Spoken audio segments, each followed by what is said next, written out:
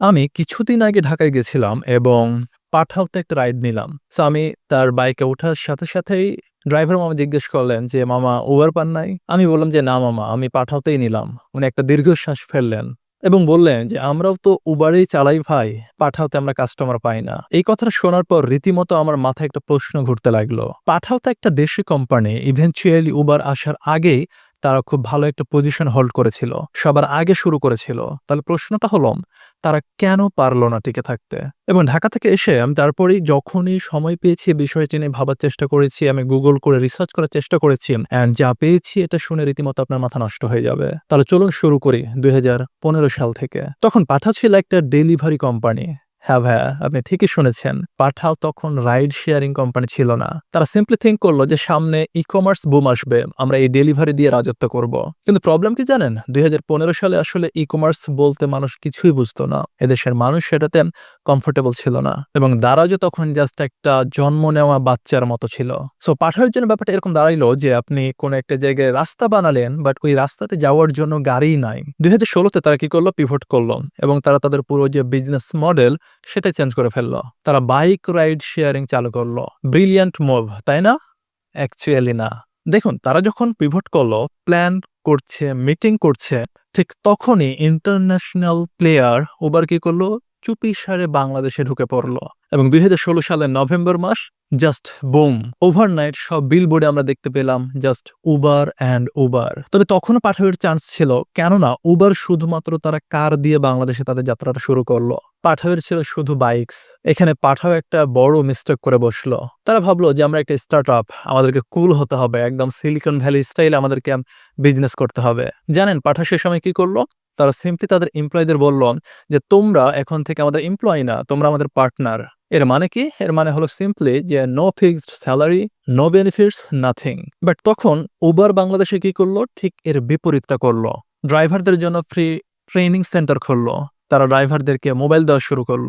তারা petrol subsidy দিল প্রথম ৬ মাসে। এছাড়াও তারা উইকলি ইনসেনটিভ দেওয়া শুরু করল। মানে আপনি জাস্ট চিন্তা করেন, দেখবেন সিএনজি ওয়ালা যিনি জীবনে মোবাইল ফোন ধরেন নাই, উবার তাকে কি করল? তাকে মোবাইল দিল, তাকে শিখাইলো কিভাবে মোবাইলে অ্যাপ চালাইতে হবে। এবং এক ড্রাইভারের থেকে শুনলাম, তিনি বললেন, "আমি উবার এবং পাঠাও ২ টাতেই আছি। উবার আমাদেরকে এই দেশের মানুষ মনে করে। কিন্তু পাঠাও মনে করে আমরা তাদের জন্য কাজ করি।" এই যে একটা সেন্টিমেন্ট, এই সেন্টিমেন্টটা বিজনেসে ভেরি, ভেরি ইম্পোর্টেন্ট। এবং এই যে ২ টা কোম্পানি, এই ২ টা কোম্পানি সম্পর্কে ড্রাইভারদের যে পারসেপশন, এটা জাস্ট আপনি একটু ফিল করার চেষ্টা করুন। এরপরে ২০১৮ সালে আরো একটা টার্নিং পয়েন্ট আসলো। পাঠাও চিন্তা করল যে বাংলাদেশের মানুষ যেহেতু প্রাইস সেনসিটিভ, আমরা উবারের থেকে সিম্পলি কি করি? প্রাইসটাকে কমিয়ে দেই।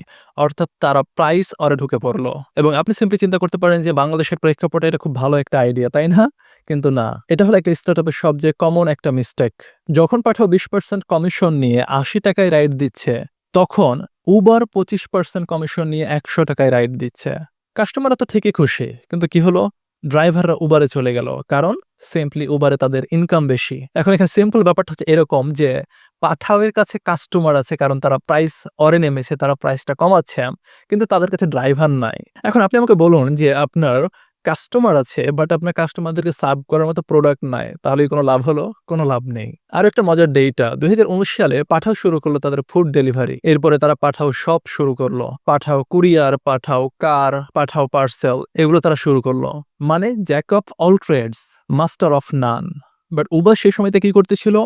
Just ride, only ride. এবং এটা তারা ডে বাই ডে পারফেক্টলি করার চেষ্টা করতেছিল। রেজাল্ট কি? রেজাল্ট যদি আমরা ২০২৫ সালে দেখি, উবার ৬৫% মার্কেট শেয়ার দখল করে আছে। যেখানে পাঠাও এর মার্কেট শেয়ার মাত্র ৩০% এবং আদার্সরা আছে ৫% জুড়ে। মানে আপনি একবার জাস্ট চিন্তা করুন যে নিজের দেশে লঞ্চ করে লোকাল ইনসাইট থাকা সত্ত্বেও তারা বিদেশি একটা কোম্পানির কাছে হেরে গেল। এখন প্রশ্ন হলো যে কেন? এর পেছনে আমরা ৩ টা রিজনকে খুব ভালোভাবে দেখতে পাই।